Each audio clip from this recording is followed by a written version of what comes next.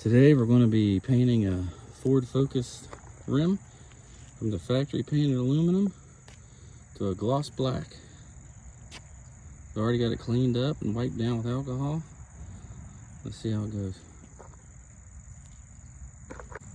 Okay, in order not to spray the tire, we've got the Lowe's paint cards lining the rim. Now we just got to mask off the air valve. Ready? Can says 6 to 8 inches from the wheel. And we're going to go back and forth with some nice light coats.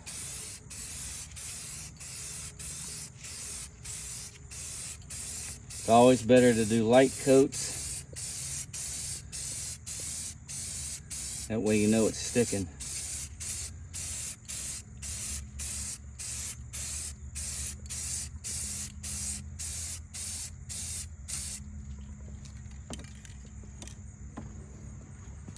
And come the other side, do the same thing.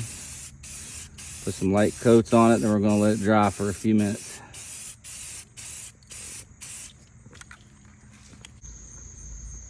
Just wanted to show, running out of a little bit of daylight here for my second wheel, but just put on a second coat.